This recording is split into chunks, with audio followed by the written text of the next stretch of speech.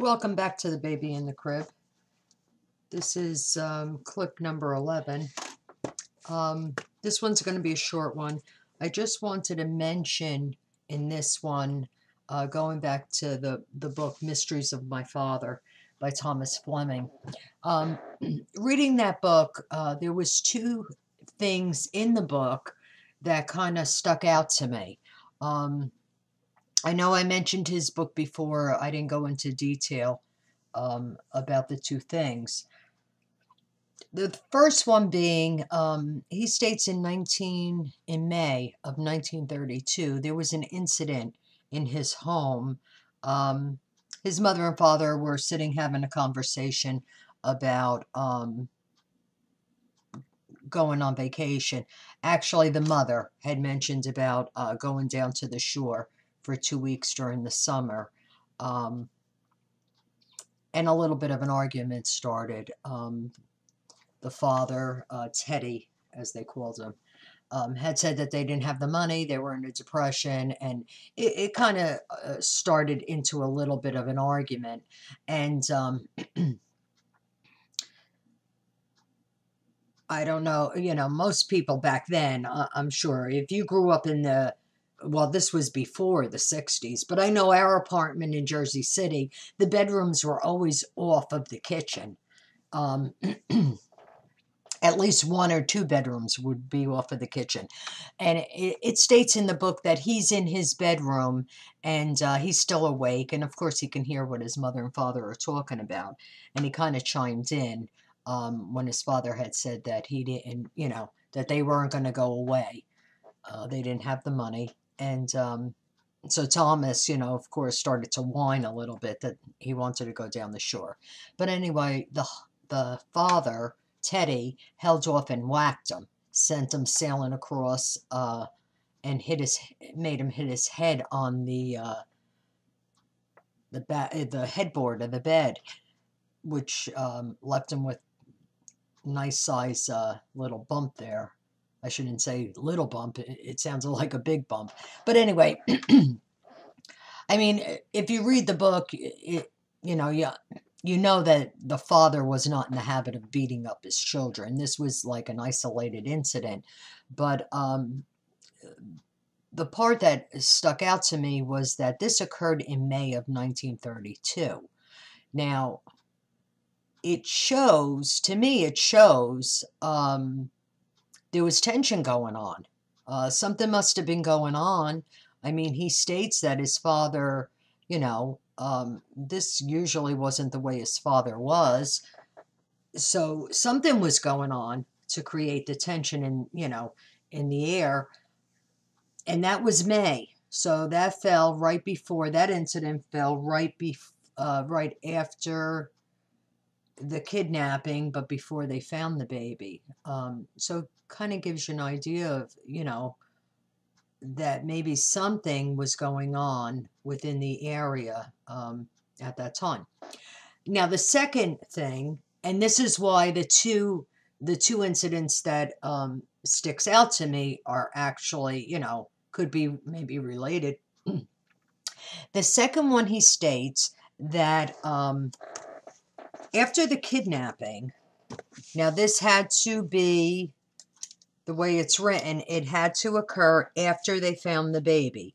So it would have to have been sometime in June that someone sent his father a letter telling him that they were going to kidnap his son, Thomas, and they wanted big money. So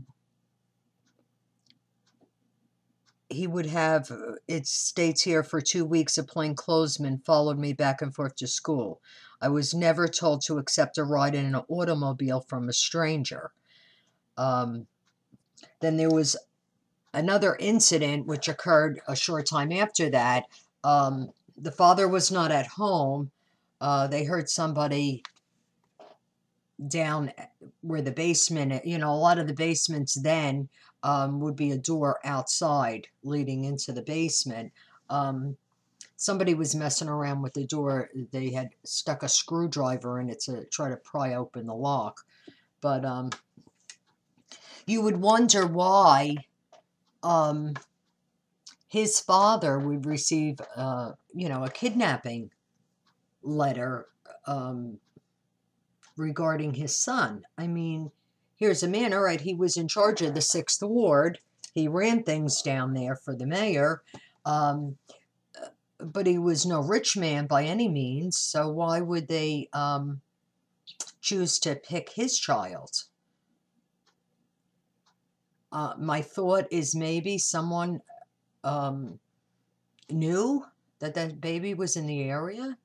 Maybe they thought that Fleming had something to do with it. I mean, he was ward leader. I can't say that he did, but he did run the area. If there was a rumor going around that that baby was in the area, maybe they thought that he was down in the basement of that house. Maybe that's why they wanted to try to break into that, Um, After reading the book, I contacted Thomas Fleming. I had sent him an email, and he answered me right away. And I had asked him, I had told him that I was doing research on the kidnapping, and I had asked him if at any time does he remember anything being said of maybe the child's being in Jersey City. And he doesn't remember anything.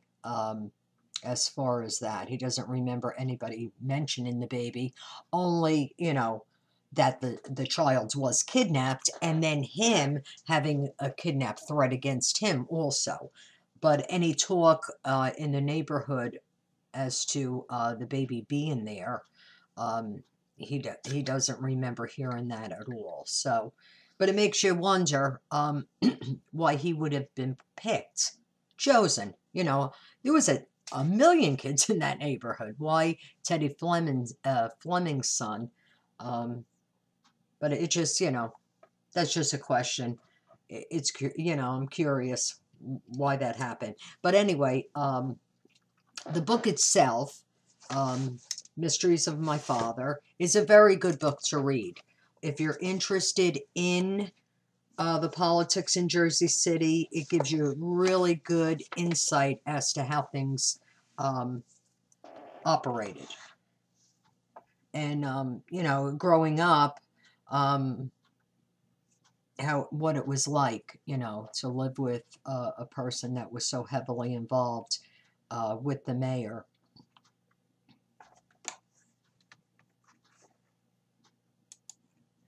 I myself enjoyed reading the book because it, my uncles. Now, Daniel, that worked for the mayor, I don't know how involved he was in the area, in the ward itself. I mean, he worked for the mayor, so, but I don't know. My Uncle Anthony, and it's funny, I keep referring to him as Anthony, and it seems so funny. It's not like I'm really talking about my uncle, because I didn't know him as Anthony. I knew him as Uncle Zepp. I know from reading this book that my uncle and Teddy Fleming definitely knew each other. I mean, he's not mentioned in his book. I mentioned the name to Thomas Fleming when I spoke with him, and he said it didn't ring a bell, the name at all. But knowing how involved my uncle was in the politics in the area, there was no way that he didn't have contact with Teddy Fleming. But like I said, if you're interested in this is a very good book to read. Now, Fleming had gone on then in later years. I believe it states in there he ran for some office. I don't know if it was freeholder of the city or whatever. And then in later years, he went on to become the sheriff of Jersey City.